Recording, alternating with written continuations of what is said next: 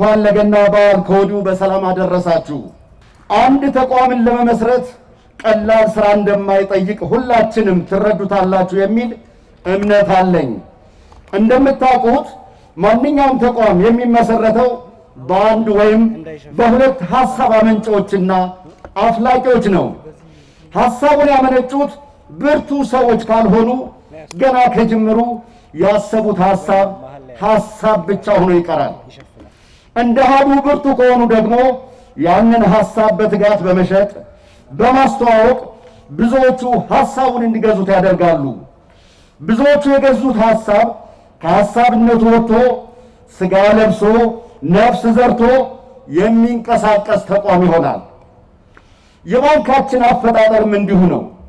የሐሳብ አቀንቃኞች እኛን የሚመስል የምንፈልገውን አገልግሎት የሚሰጥ ለሀገርና ለወገን የሚበቃ ባንክን መሰረታለን ብለው አሰቡ። ሐሳባቸውን ሸጡ፣ በሰፊውም አስተዋወቁ። ይሄው ከ10,500 በላይ ባለ አክሲዮኖች ሐሳቡን ገዝተውት የዚህን ባንክ ባለቤት አድርገው ለምስረታ አበቁት። እንኳን ለዚህ አበቃችሁ፣ እንኳን ደስ ያላችሁ። ስንሰባሰብ ተቋም መሆን እንችላለን። ስንሰባሰብ ባንክ መሆን እንችላለን። ስንሰባሰብ ሕዝብ፣ ስንሰባሰብ አገር መሆን እንችላለን። ለዚህ ማሳያው እናንተ ናችሁ። ለነዚህ ሐሳብ አፍላቂዎች፣ ለባንኩ አደራጆች በአክሲዮን ሽያጭ ወቅት ከፍተኛ ሚና ለነበራቸው ያውም በኮቪድ-19 ወረርሽኝ ከፍተኛ ተጽዕኖ ባሳረፈበትና ባጠላበት ወቅት ደከመኝ ሰለቸኝ ሳይሉ ባንካችንን አሃዱ ብለው ወደ ተቋምነት ለቀየሩት ከፍተኛ ምስጋናና ክብር እንስጣቸው። ምስጋናችንን በጭብጨባ እንግለጽላቸው።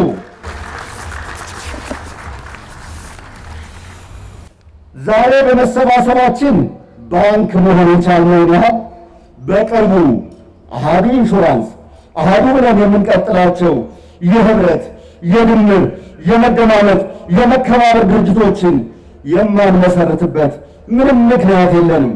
ገና ብዙ ዕቅድ ያለን የአባቶቻችን ልጆች ነን፣ የእናቶቻችን ልጆች ነን። ይህ ማህበረሰብ ባለመሰባሰቡና በጋራ ያለውን ሀብት ወደ ተቋምነት ባለመቀየሩ በአገሪቱ የኢኮኖሚ እድገት ተጠቃሚ ሳይሆን ቀርቷል። በቀጣይ የአሃዱ ባንክ ወደ ስራ ሲገባ ለበርካታ ወጣቶች የፈጠራ ባለሙያዎች ሐሳብ እያላቸው ሐሳባቸውን ዋጋ ሰጥቶ ላልተቀበላቸው ዋጋቸውን አሃዱ ይሰጣቸዋል። አሃዱ ባንክ ወደ ስራ ሲገባ በአገራዊና ትውልድን በሚቀርጹ ጉዳይ ላይ ግንባር ቀደም በመሆን አሻራውን ያስቀምጣል። የኛ ባንክ አሃዱ ስራ ሲጀምር ማህበራዊ ኃላፊነቱን በመወጣት ታሪካዊ፣ ጥንታዊና ሃይማኖታዊ ቦታዎች ለቀጣይ ትውልድ እንዲሸጋገሩና ክብር እንዲያገኙ ድጋፍ ይሰጣል። አሃዱ ባንክ ስራ ሲጀምር አገር እንደ አገር እንድትቀጥል አገር በቀል እውቀቶች፣ የአብነት ትምህርት ቤቶች ድጋፍ ያገኛሉ። አሃዱ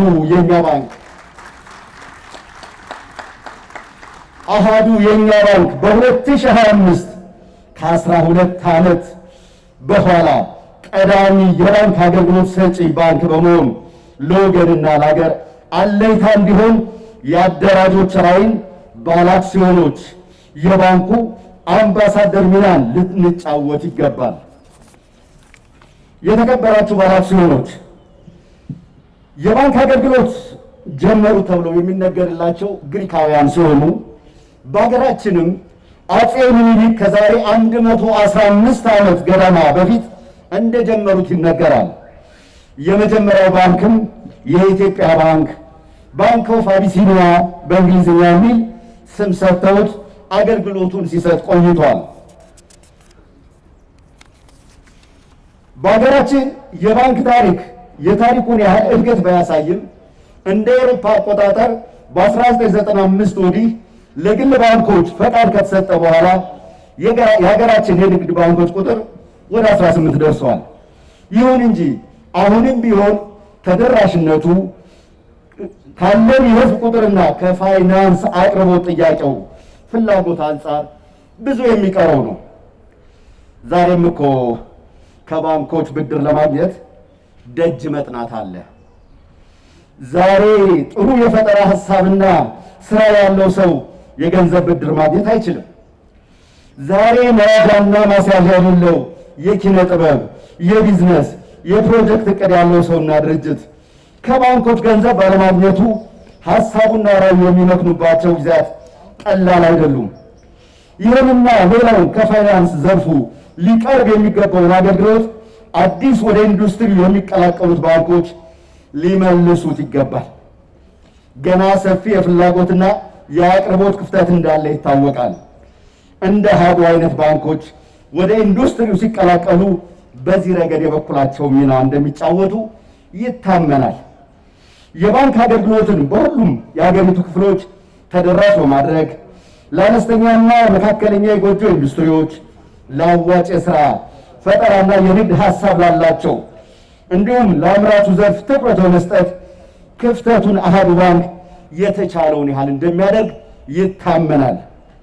ባንካችን የምስረታ ሂደቱን በፍጥነት አጠናቆ ወደ አገልግሎት መስጠት ሲገባ በሌሎች ባንኮች ያጣነውን ወይም ትኩረት ያልተሰጣቸውን የሥራ መስኮች ቅድሚያ በመስጠት ሕይወት እንደሚዘራላቸው ይታመናል።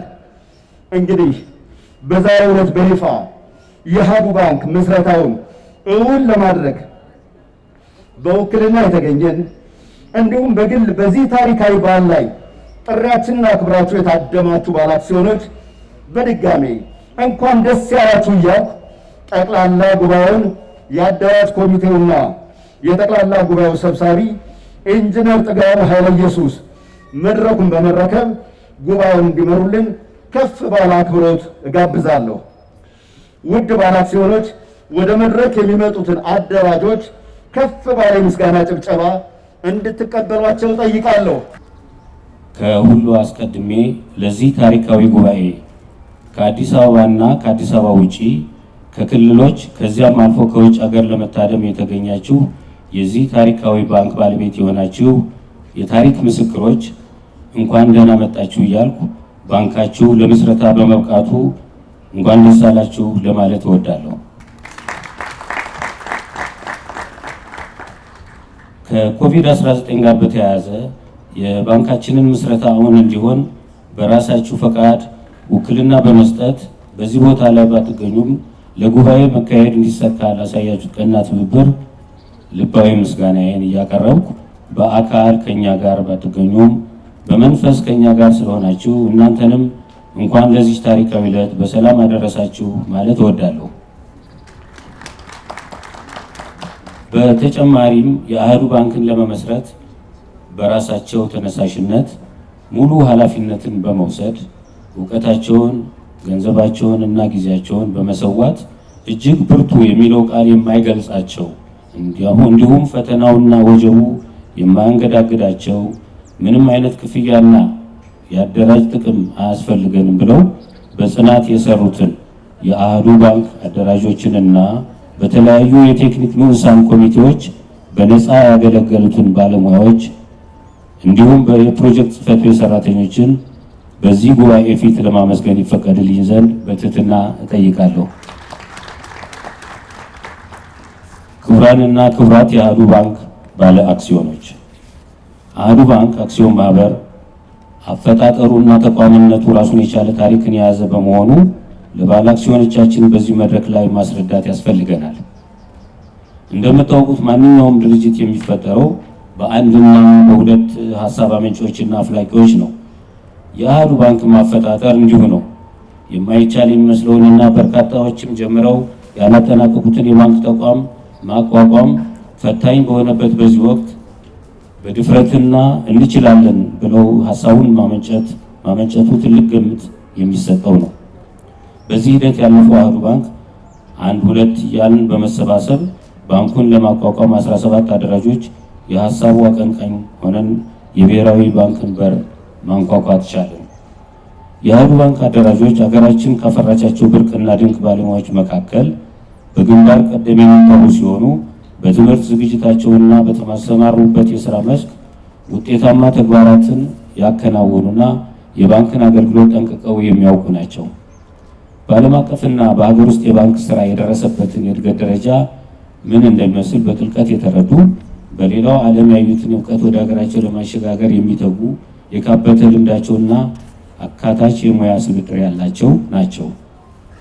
የተከበራችሁ የአህዱ ባንክ ባለአክሲዮኖች፣ ክቡራትና ክቡራን፣ የአህዱ ባንክ አደራጆች የባንኩን ስም ማን ብለን እንደምንሰይመው ከተወያየንና ከመከርን በኋላ ከበርካታ አማራጮች በመነሳት ያው የሁሉም ነገር መጀመሪያ በሆነውና አንድ ካልተባለ ሁለት የማይባልበትን አህዱ የሚለውን ታሪካዊና ብራንድ የሆነ ስም ለመሰየም ቻለን። በመቀጠልም ባንኩን ለማቋቋም ባቀረብነው የአዋጭነት ጥናት ጥያቄ መሰረት የካቲት 14 ቀን 2012 ዓ.ም ባንኩን ለማደራጀት ከብሔራዊ ባንክ ፈቃድ አገኘን። ለኢትዮጵያውያን ምጣኔ ሀብት እድገት ዘመን የማይሽረው አሻራ በባንክ አማካኝነት ለማሳረፍ ተልዕኳችን አድርገን የተነሳነው አደራጆቹ በቀጣይ መጋቢትና ሚያዝያ ወራት ቢሮዎችን በማደራጀት የሰው ኃይል ቅጥርን በመፈጸምና ለአክሲዮን ሽያጭ አስፈላጊ ዝግጅቶችን ሁሉ በማከናወን ባለብሩህ ተስፋ የህዝብ ባንክ ለማቋቋም የአክሲዮን ሽያጮችን በሁሉም ባንኮች በማከናወን ባንክን ለመመስረት የሚያስችል መጠን ያለው አክሲዮን ለመሸጥ በቃን። ለዚህ ውጤት መገኘት ከአደራጆች በላይ በራዕያችን በመተማመን አክሲዮን የገዛችሁትን ለእናንተ ለተከበራችሁ ባለ አክሲዮኖች ከፍ ያለ ምስጋናዬን አቀርባለሁ።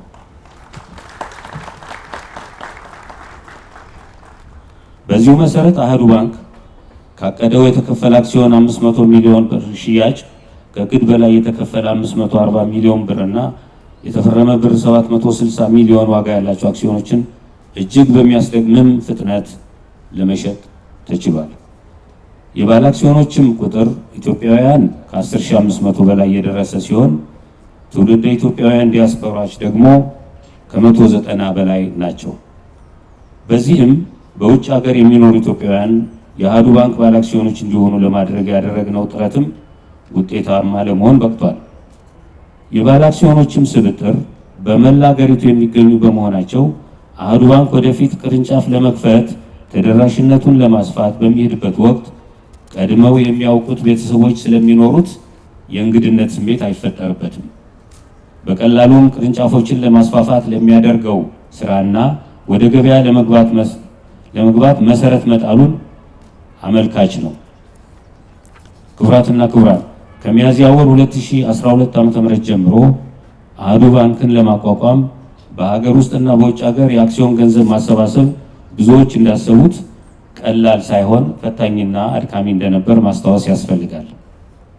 በተለይም በሀገራችንም ሆነ በዓለም አቀፍ ደረጃ ከተከሰተው የኮቪድ-19 በሽታ ጋር በተያያዘ እና በተለያዩ የአካባቢዎች ከተፈጠሩ የሰላም እጦት ጋር ተያይዞ በኢኮኖሚያዊ እንቅስቃሴው ላይ እጅግ ፈታኝ ጊዜያቶችን ያሳለፍን በመሆኑ ለአዲስ አክሲዮን ሽያጭ ወቅቱ ፈታኝ እንደነበረ ለማንም የተሰወረ አይደለም። ይሁንና ባንኩ ከነዚህ አስቸጋሪ ሁኔታዎች ወጥቶ ዛሬ ወደሚገኝበት የምስረታ ታሪክ በመብቃቱ የከፍተኛ ተጋድሎ ውጤት መሆኑን አመላካች ነው። በመጨረሻም አህዱ ባንክ የባንክ ስራን በብቁ ባለሙያና ዘመኑ ባፈራው ቴክኖሎጂ በመታገዝ ሁለንተናዊ አገልግሎትን ለህብረተሰብ በመስጠትና ተገቢውን የገበያ ድርሻ በመያዝ ለባለድርሻ አካላት ተገቢውን ጥቅም ለማስገኘት የሚሰራ ይሆናል። በዚህም በፋይናንስ ኢንዱስትሪው አማራጭ ብቻ ሳይሆን ተመራጭ ባንክ በመሆን ተወዳዳሪነታችንን አጠናክረን ወደ ኢንዱስትሪው በቅርቡ የምንቀላቀል መሆናችንን በዚህ አጋጣሚ በደስታ እናበስራለን።